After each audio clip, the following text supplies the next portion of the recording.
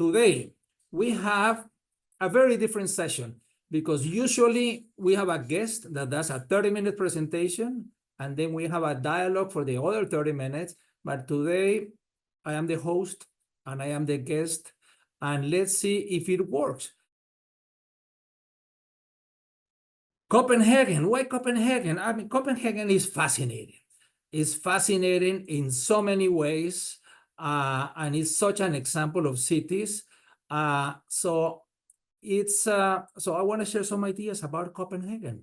And one of the things with 880 cities, we have organized multiple study visits of city leaders from Mexico, from the many cities in the US, cities in Canada, sometimes focus on public health, others focus on parks, others focus on cycling.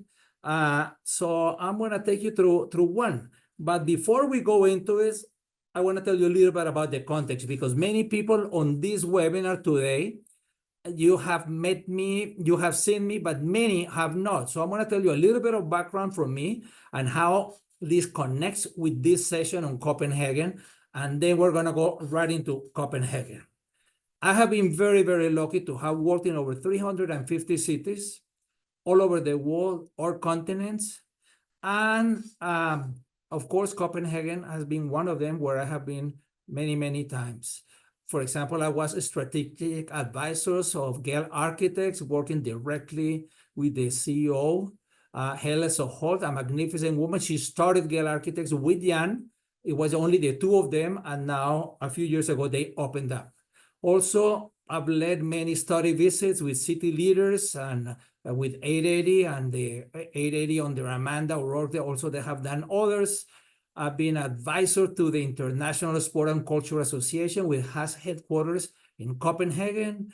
I was hired by Velocity when it was hosted in Copenhagen, and I did the opening keynote, and many others. I've worked with the World Urban Parks in Copenhagen. So this is why I'm doing the session on Copenhagen. But before we go to Copenhagen, let me put things a little bit into context. We need to decide, how do we want to live? When we look at the images of Copenhagen, let's think about, how do children want to live? How do elders want to live? Because much more than designing cities, what we do is design and build a way of life, a way of life. It's the neighborhoods where we live, where our children, our grandchildren, are going to live many, many generations. That's why I like the concept of the neighborhood cities. It's not about how many minutes, but the neighborhood city, because a neighborhood is a way of life. Even within a city, we move neighborhood and our way of life changes. And of course, this neighborhood is very different if you live in this neighborhood than if you live on this one. Even in the US, the wealthiest country in the world, look at this, is by zip codes. So it's like by neighborhoods. In the dark red, the life expectancy is 60. In the light pink is 90. How can we even accept that this is normal? In the past 100 years, we've been focusing on car, and not on people's happiness. And this is how we've been doing cities. This is how we have been trying to solve mobility. And we haven't solved mobility, even investing all of these billions through the private car. This is Florence, Italy, and one highway intersection at the same scale. It's simply we had learned how to do cities, and then we unlearn. Maybe when the car arrived, we should have thought about it and say, hey, wait. Let's do a network of streets for people and a network of streets for cars. And it would have been totally different. So in some, people would walk and bike, in other there would be cars. But we didn't do that. Almost all of the cities, 80 years ago, all of them were 15-minute cities, were walkable cities, until we split them apart. We broke them out doing highways and gigantic avenues. And now many cities are trying to return to cities for people, including Copenhagen. This is Barcelona. Barcelona is doing the super blocks. You can go to our videos. We have one on Barcelona. It's amazing how Barcelona is saying, no.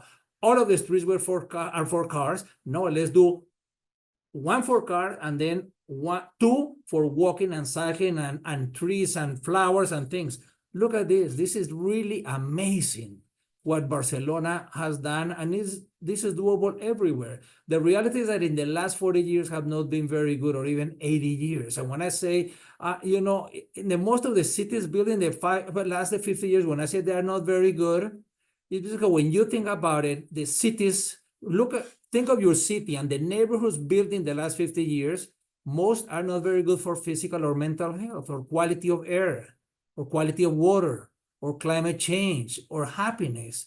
In many times we just learn to survive, but now we need to learn how to live. And that's why Copenhagen is gonna be so excited. We need to improve the cities that we have today. Also, we gotta manage the cities radically different. This reminds me sometimes of the big bad wolf. Children used to be terrified of the big bad wolf because, the children's stories hundreds and hundreds of years ago, like Charles Perrault in France, the bad one was the wolf. So children probably had nightmares about the wolf. And then the Grimm brothers continue with an adaptation of the same, the Little Red Riding Hood, the wolf. And then I want you to think, who is today's wolves? Who is today's wolves? Yeah, it's the cars. It's the cars. Children are terrified to go outside. In the last 18 years, one of these two killed 26 people.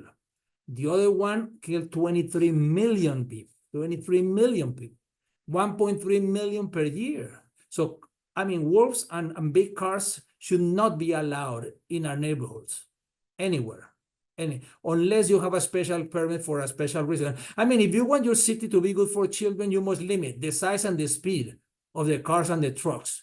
There is absolutely no excuse. If elected officials say we are a city for children and they don't limit size and speed, they are just talking, talk. They are not doing. There is no integrity. There is no honesty. We must limit size and speed of cars and trucks. So we have a wonderful opportunity and an enormous responsibility deciding how do we want to live. Because how we do cities is the most important decision of our time. So when we're thinking about Copenhagen, what's so good through the eyes of the Colombian, I want to tell you a little bit about who I am. I was born in Bogota, in Colombia, in the northern tip of South America. When I became commissioner, I had like 50 priorities. And then someone I respect very much said, Gil, if you have 50 priorities, you have none. So then I reduced to 3. One of them was the Simon Bolivar Park, one of them was Ciclovia, and the other one was internal. Things that I would think about every single day. And I recommend any of you in any job, don't have 50 priorities. What are the two or three that you're going to do something about it 7 days a week, 365 days? I led the construction of over 200 parks all over the city, small, medium, large, but this was the obsession. The Pope came here, gave a mass for 1 million people, then the Pope left, and nothing happened. Nothing happened in 27 years. Why? Because change is hard. Change is hard in Copenhagen and in Bogota and in Tokyo and in any of the cities that you sign, because you try to change and the cave people show up. Who are the cave people? You know them because they are everywhere. They are the citizens against virtually everything. But please don't take no for an answer. This is one of the reasons why I do these webinars, is to empower you to say, we need to show up. We cannot allow cities to be run by cave people. So in 4 years, we transformed that park into a beautiful, beautiful park for people of all ages and abilities, for active and passive and transformative recreation, and lots of children. And it's something that it's really amazing. And this is the Metropolitan Park. But of course, when I said I led the construction of over 200, many were small parks in very low income areas, I was obsessed because people say, oh, why are you doing so much in the poor areas? I said, because in the low income people, in the leisure time is when they feel miserable.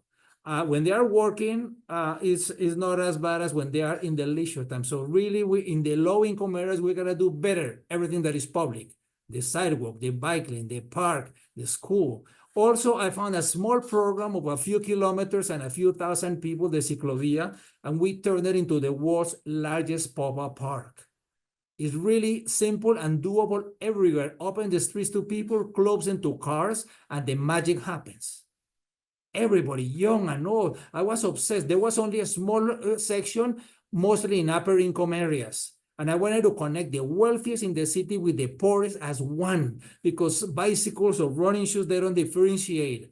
And then now this is probably the only place where the owners of large corporations and their families and their minimum wage worker and their families meet as equals. Walking, cycling, running, chatting, shopping, socializing. More than anything, people enjoy the presence of each other. And this is something that is really fantastic, because you get children and adults and fat and skinny and tall and short. 1 out of 5 people in Bogota come out every Sunday and holiday. It's really 100% about public health. It's about changing minds, that the streets are public space and they can have different uses according to the time of the day of the week of the year. And now other cities are doing it, and it's really fantastic. And this works in cities of 50,000 people, of 1 million, 5 million, 10 million. You need to do it. And if people say, oh, but we don't want to be like Bogota or Delhi, well, tell them, no worries, we're going to meet as equals, and Paris is doing it. 52 weeks of the year, Paris is doing it, and this is great. Low cost, all you need is people and streets, low risk. You are not building arenas or gymnasiums, and the benefits are endless. So those hundreds of them. Also in Bogota, I want to highlight, because we're going to talk about cycling in Copenhagen, 280 kilometers of protected byways in 3 years. That was the first term that my brother was mayor. In 3 years, it needed a network.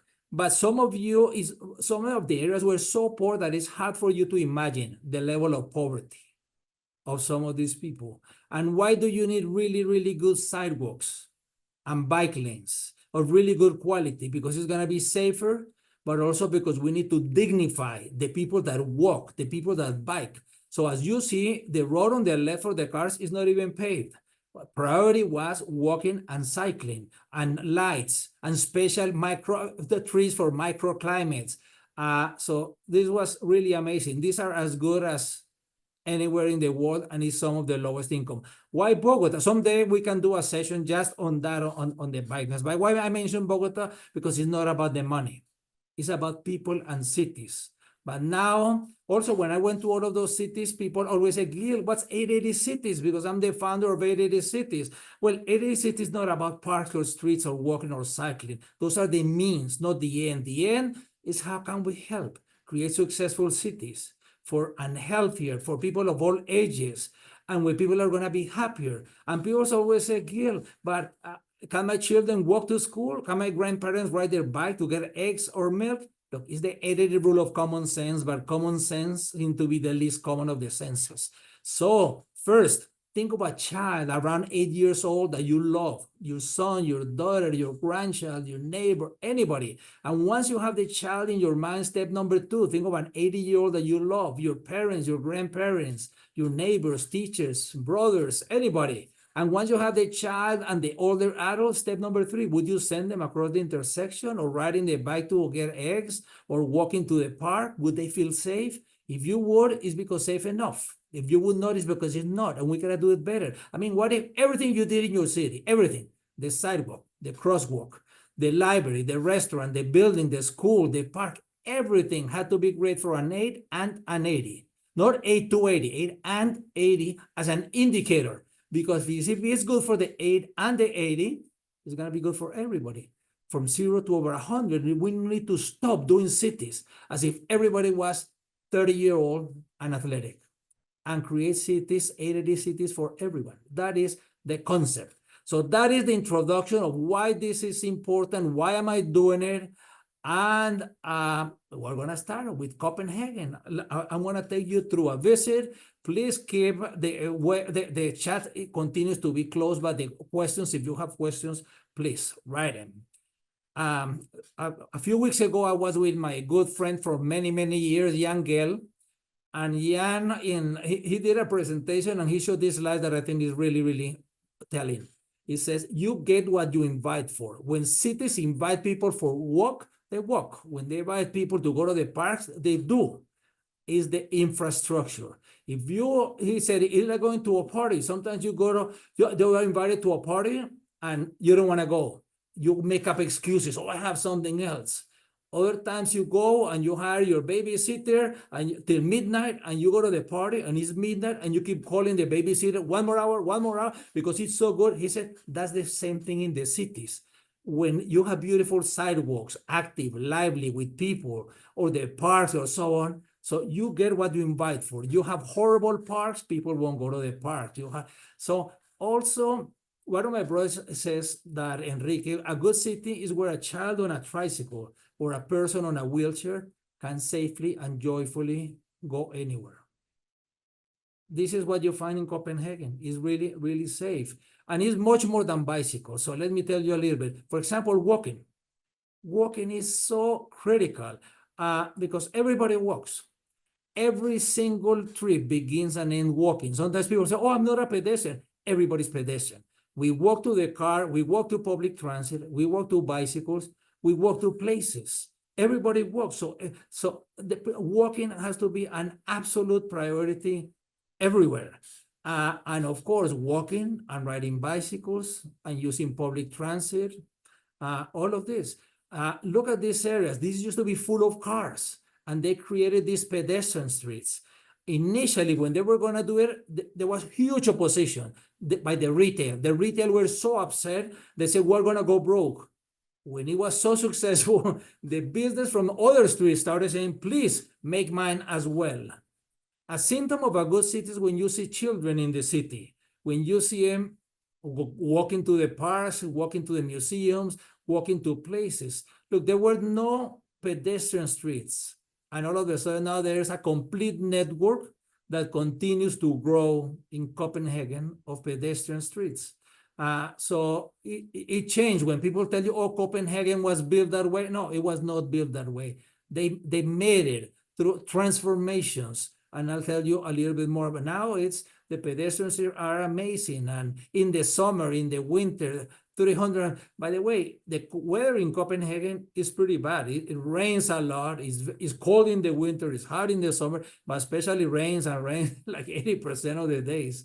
These are high school students. They are celebrating that they graduated, and now they're going crazy in the middle of a fountain. Sometimes people say, oh, but we don't want to do a road diet because of the size of the trucks.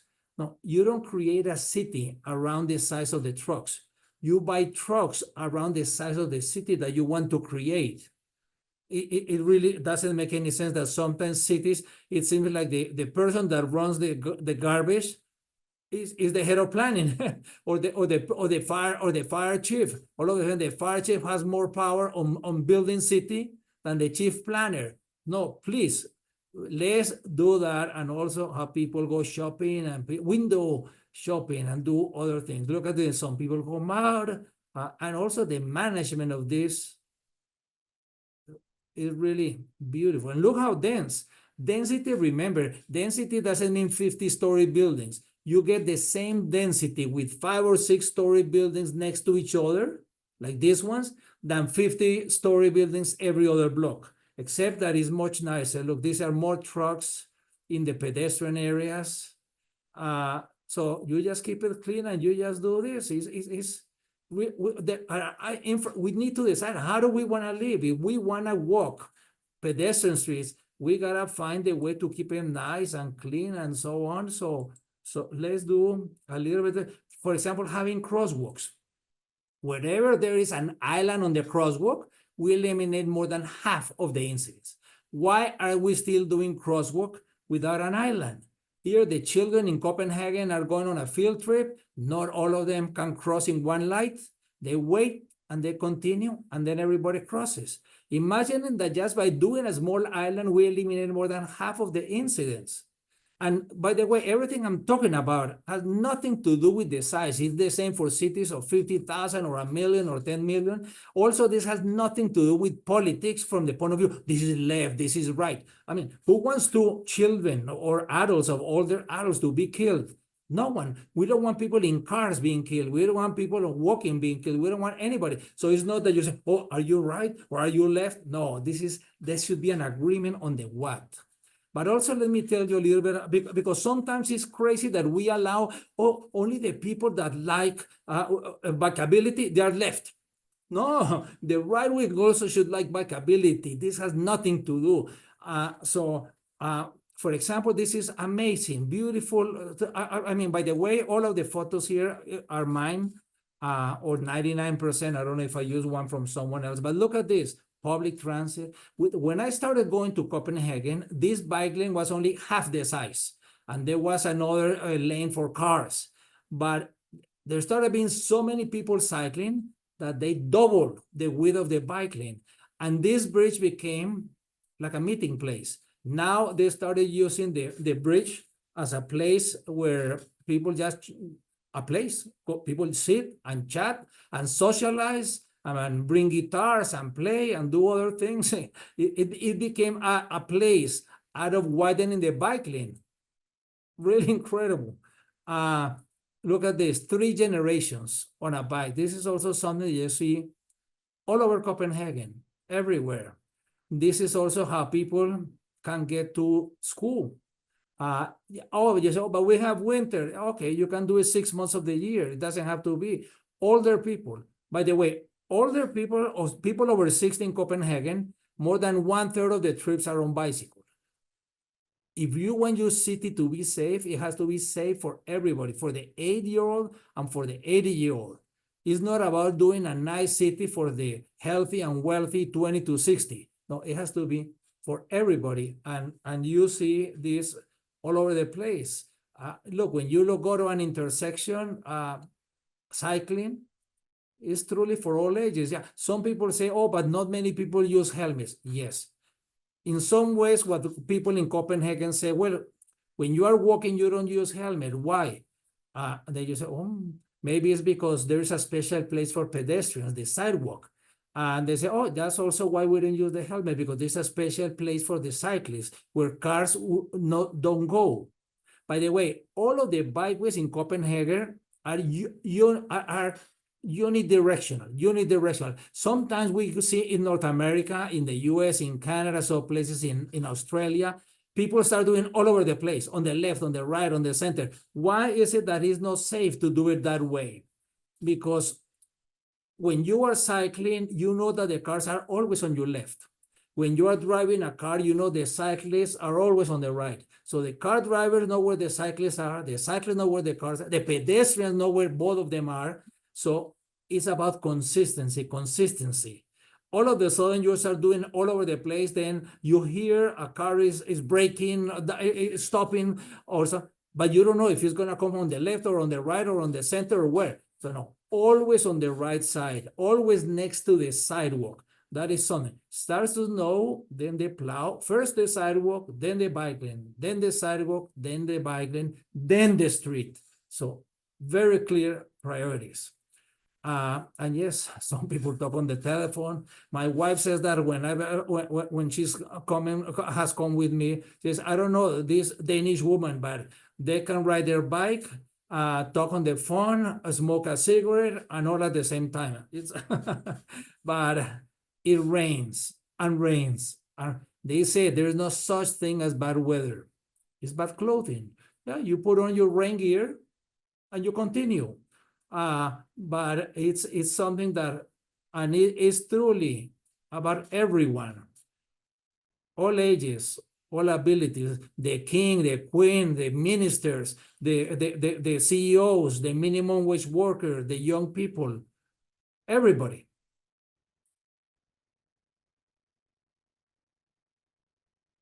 The 8 and the 80. Look at these people going to work. It's something that it's incredible how they, some of them are still sleepy. By the way, 41% of the people in greater Copenhagen bike, 41%. In the center of the city, over 60%. Over 60% of the trips are done on bicycle. This is really, really, really big. And as you can see, it's everybody. And you don't need special shoes.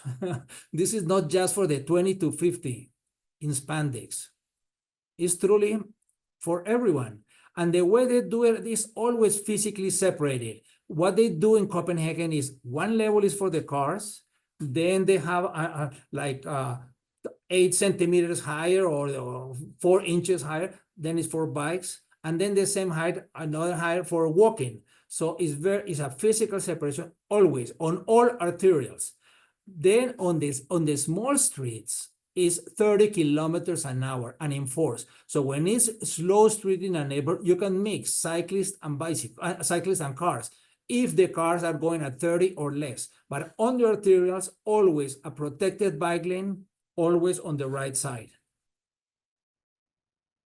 This is, you see, oh, this is the bridge that I told you that had become a place. Look at these people just come there to read the newspaper, to chat, to socialize, have a drink, and continuous improvement. When they start getting busier, then they go and they make it wider, they make it better, they continue to improve. Look, this bridge was built maybe 8 years ago, and before you had to do a big turnaround. Now it's really, look at this for snow. It's really amazing. This street would be good anywhere in the world, in a small city, in a large city. And look at that density of those buildings, 5-6 stories, and you get all of the density you need. You could double the population in Toronto or any city in North America just by allowing us of right to do 6-story next to each other. For example, look at this photo. This goes to 0 at midnight. I took the photo at 8:53 at night. Look at all that snow and ice on the ground, and 16,000 cyclists had gone by that day. That at midnight, it goes to 0. So people do bike in the snow and in the ice. And why do you need counters? Because if you don't count, then you do not count. Then people, but when you go to the city and you say 16,000 had gone by there, oh wow, then you start counting. Cities usually count all of the cars. They know how many cars, daytime, nighttime, winter, summer, on the weekdays, on the weekends, whatever. Nothing about pedestrians, nothing about cyclists. So then they don't know. So they try to solve issues for cars because it's the only data that they have. No, we need to count. By the way, this is the most split in Copenhagen to go to work or study every day. Yes, some people use the car. By the way, most of those people cycling, they are wealthy enough to have a car. Many of them have a car, but they use the car on the weekends to go from one city to another, sometimes at night. But during the daytime, it's easier, it's faster, it's more convenient to walk, to bike, or to take public transit. So this could be like a goal for any city.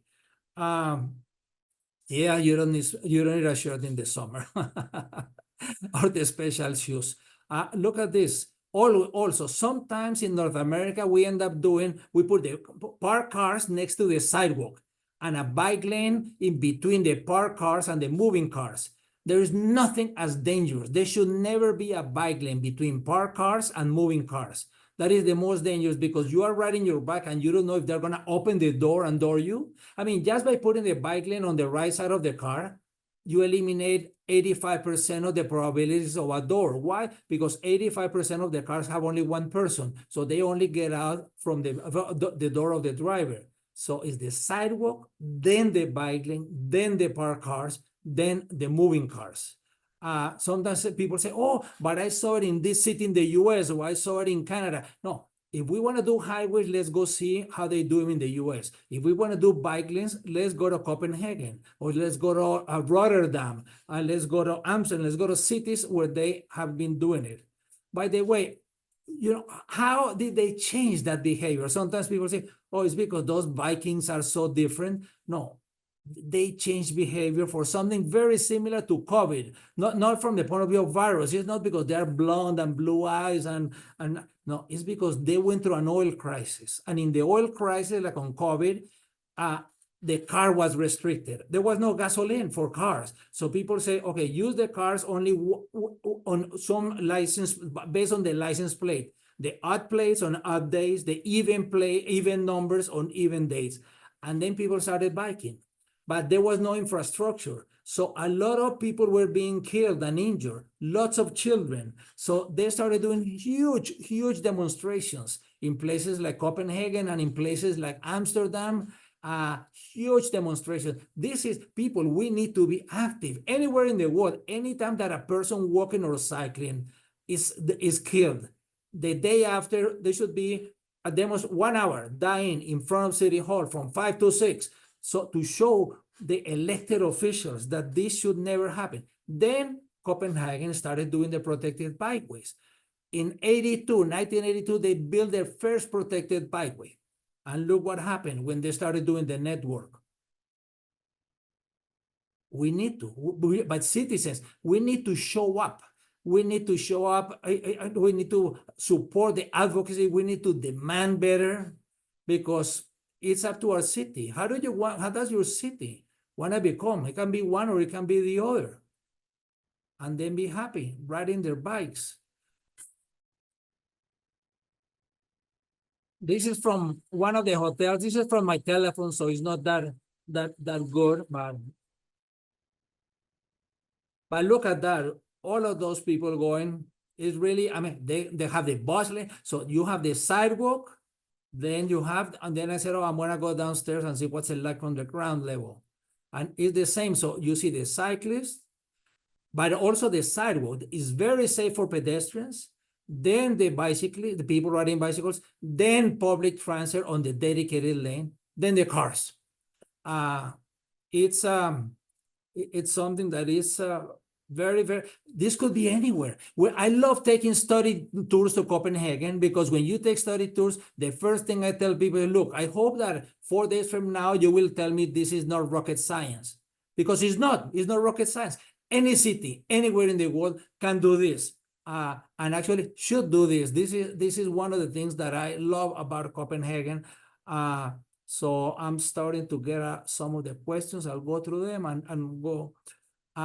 So anytime that you are doing anything, let's think of children and adults. For example, the children.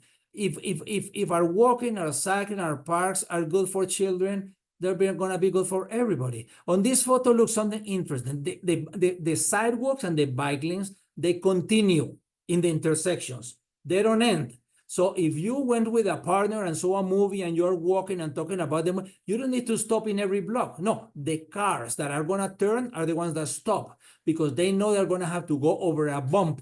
They are going over the pedestrian area. They're going over the cyclist area. So they need to go very slow. The cars are only on the major intersections. The people walking or riding bicycles have to stop and wait for the signal. On the others, they continue. This is the pedestrian space. This is the cyclist space. So the car that is going to turn, imagine how nice would be that all the car drivers would know that there is a bump before making any turn. So they really got to slow down. So instead of doing like we do in North America, that we cut the corner so that they cross even faster, no, they got a bump and they they cross even slower. So we gotta think of everybody, with the immigrants and the older people on their tricycles. This is why people bike in Copenhagen, because there's a network. Let's stop asking elected officials for bike lanes. Let's start asking networks, because sometimes they do a bike lane for 3 kilometers, 2 miles, and they say, oh, let's see if people use it. No, if it doesn't connect origins and destinations, it will not be used. So don't fall into the trap or counting people on bike lanes that do not connect anything with anything. We need connectivity, and that is critical. And we need the AAA for all ages and all abilities. One of my trips to Copenhagen, they were hosting the environment conference, the world conference. So everything was about environment. And nevertheless, they do a survey every 2 years, the cycle survey. Why do people bike? I thought 99% was going to say environment, because the whole city was about the COP meeting and environment. Oh, surprise, no, environment 1%. It was because it's easy and fast. It's good exercise and it's cheap. So let's make it convenient everywhere. Make it easy and fast, convenient. And then, of course, it's good for the environment, that people don't shoot their, unfortunately, they don't shoot their mobility too much on the environment. People talk environment, but if it's not easy and fast and safe, people are not going to use it. So it's something that we could do. And yes, some people are starting to use helmets, and that's fine. This is how people go to the theater or to the movies. Even the mail, look, this is the mail in Copenhagen still delivered in most places by bikes. This is truly amazing. And it's a 365, it's 4 seasons. This is not just a summer activity. I bike in everywhere, wherever I am. Today, I'm in Sao Paulo, in Brazil, where of course never snow, but I live in Toronto. And in Toronto, I bike at -30 in the winter, or at +30, 40 in the summer. Beautiful. Look at this. This can be done in any of your cities, anywhere. It's truly beautiful, but it has to be a priority from the point of view of mobility. Priority, people walking and cycling, then public transit, then cars. We need integrity. We need consistency between what the elected officials think, what they say, and what they do. Because sometimes they think something, they say something, and then they do something else. So that's how we need. Look at more from my telephone. So the videos are not professional, but here you see some people are going to turn to the left. So the bike lane divides in two, allows one lane for the people that are turning, and allows the other for the people that continue on that arterial. And then the lights. There's a cycling light. For example, in many cities like Toronto, they are putting the lights for pedestrians. Why not just change the plastic and make it not that's to go 5 seconds before? Make it for both pedestrians and cyclists. But look at this, then the light change and some people cross, others continue, some have children. I love how those big bikes are starting to sell in so many places. I'm going to be answering questions, so please put in. There's an anonymous that says in New York, there's 150,000 bikes daily, including many deliveries.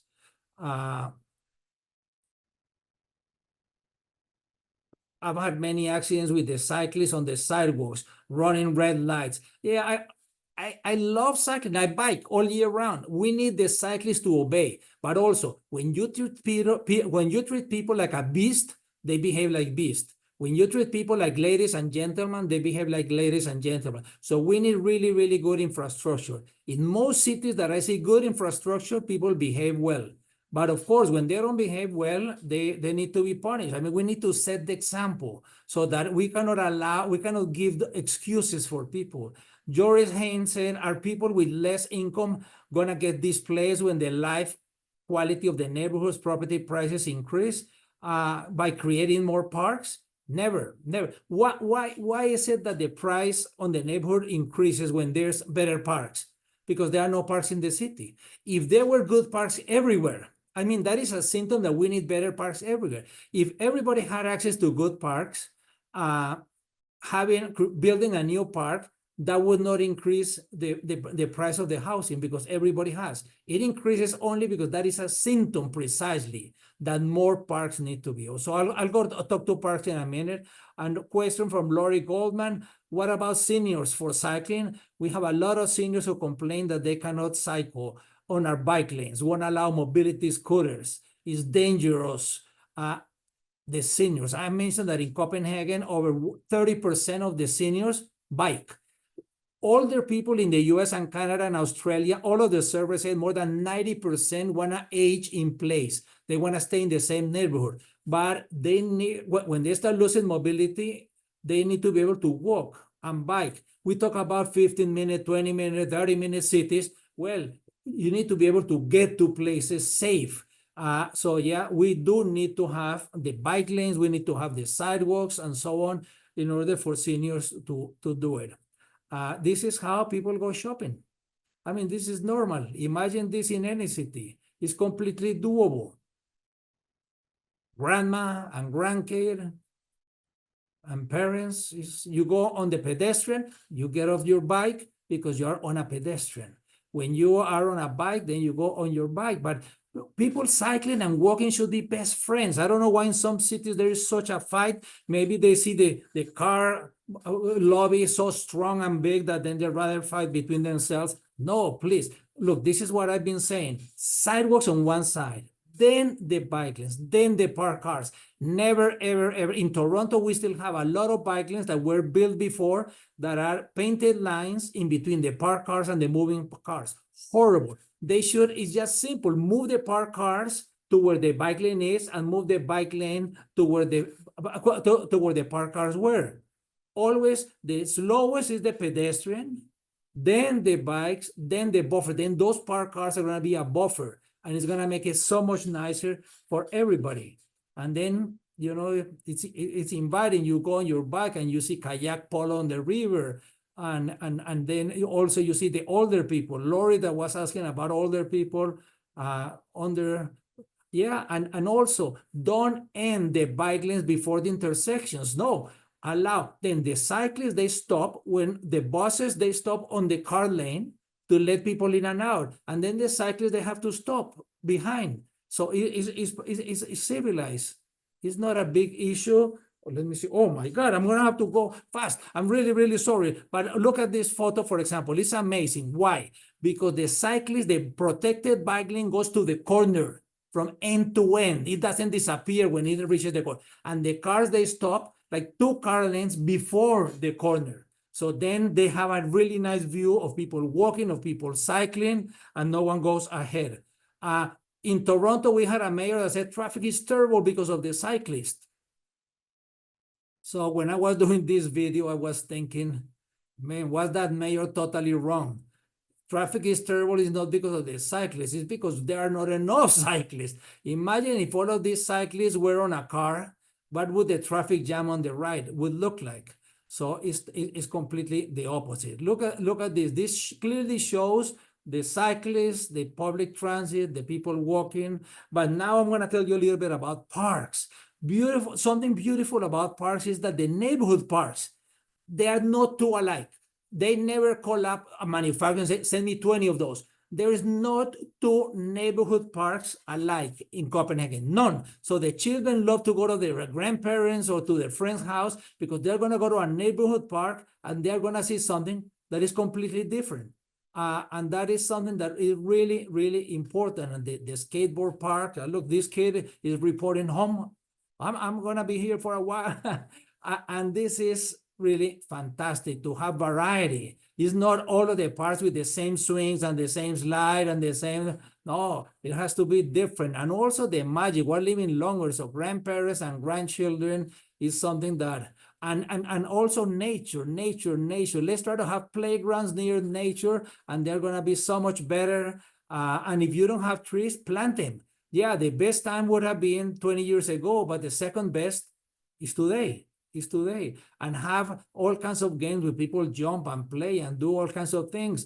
And schools are much more than school. Look at it, all of these schools, and in front of the schools, what do they have? A playground. Beautiful. Look at this fence. It's almost transparent. So you can see it becomes very safe because you see from outside inside or from inside out. And this is open to the school between 8 a.m. and 4 p.m. But it's open to the community after 4 Saturdays, Sundays, on holidays. The school should be like the community center where all the activities could happen. When we say sustainability is all the existing infrastructure having multiple uses, then we really gotta start. The streets is for playing, is to ride bicycles, is to use. Look at these examples around. Look at those plants, beautiful, and they are on a place where you can easy pick them up for the winter and store them on a greenhouse. And then people go also having places next to the parks with bicycle parking. And then the football, the soccer games, people go out and watch in the middle. Look at those washrooms. I have not seen those that have like four guys at the same time. I don't know. This is a round point in the summertime for cars. It's a winter, it's for ice skating in the winter. But also the people say, oh, but this is parks and recreation. No, the paths, sometimes, some hours, some days you use it for recreation. Look at this park just outside of Copenhagen. It's nice. When I went there, they put me a chip on the shoe. I went running. And when I went running, how to use the technology. And then one of my son was biking, and it was amazing. Right next to the city, on the suburbs of the city. And sometimes we found this screen. The screen would say, welcome, Gil. We see it's the first time you come to the park. You have done 2.3 kilometers or something. Wow, awesome. So how to connect the technology? For example, the children in that also neighborhood, they have something really nice. The children, they went to the local stores and got things from the stores, and then they have 12 themes throughout the year for kids in elementary. So if the kids send photos, they get points. So one month is insects, the next month is flowers, the next one is trees, the next one is birds or something. So if you send the bird and with the name, you get points. And with X amount of points, you get a popcorn. With more points, you get a hamburger. With more points, you get a movie. But imagine if all of the children in elementary would know 3, 4, 5 different names of birds in your neighborhood, or plants, or flowers, or trees. Look at this amazing skateboard park with this beautiful tree in the middle. It's for all ages and all abilities. And they continue building. I love this. What is the maintenance of this? Nothing. It's really inexpensive, and you can play chess, or you can have lunch, and then mom and kid and dad and kid and everybody has fun. The former planning chief of Detroit, and when he was on the trip, he was not yet. 8 years later, he was elected. He's today's mayor of Miami, and his wife, a young girl, giving us a talk on how to do things. And it's a little bit the study trips, but look at, he was showing how when you cities with lots and lots of buildings, he's like putting these gigantic bottles where there is no place there is no there was pretty much his message. But look at these playgrounds. I'm really, really sorry that we are running out of time, but I wanted to show you. Everybody talks about the mermaid. I thought that it was a gigantic mermaid, something really, really special, but no, it's this tiny mermaid. I didn't think it was so hot, but people like it. My mother asked me the first time I went, look at this lake right in the middle of the city. The lake just with water is nice, but you put on a few sailboats and look so much nicer. So if you have water, try to put canoes or paddle boats or sailboats, kayak polo. This river was polluted, contaminated. They cleaned it. And to show that it was clean, they built a swimming pool. More than telling people it's clean, well, if there's a swimming pool and the mayor and city councilors, they go into the swimming pool, then, okay, now people know that the water is clean. And that this building was horrible, and they painted the false facade and became great. Look, all of this area was the meat packing industry. They were going to do 3-car lanes on each direction, 6-car lanes. And instead of that, they took out the 4 lanes in the middle and did a 1.5-kilometer park, 1 mile long. Look at, and they had different architects doing every 3 blocks. So each one looks very, very different. It's not like copy paste, like cookie cutter. No, some architects wanted these more traditionals. Others wanted more plants. Others wanted a little bit more wild.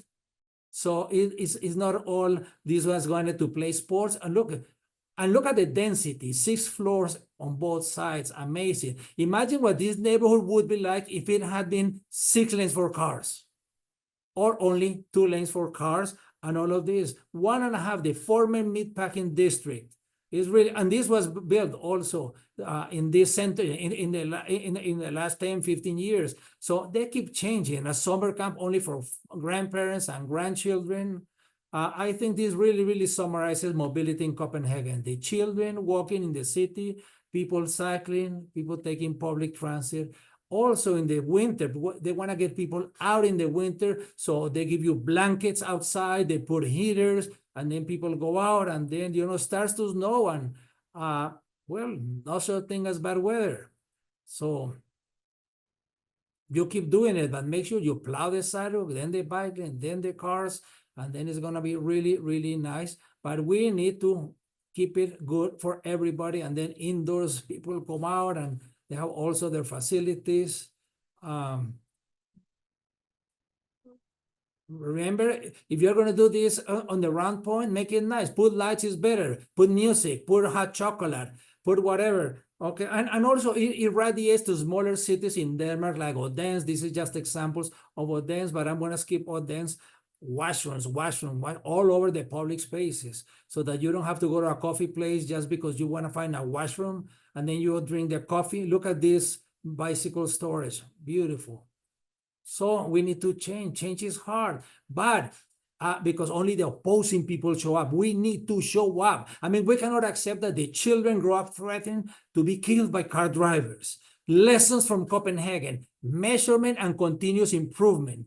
The city is unwavering in its commitment to set ambitious targets on health and sustainability. Cycling, they want the most convenient choice for all people. They want to make it convenient. It's not, they don't talk too much education or communication. They talk with infrastructure. Infrastructure is how they communicate their values. Learning from mistakes. They're very open. When they make a mistake, accept it was a mistake, improve it, change it. The city government is focused on good life.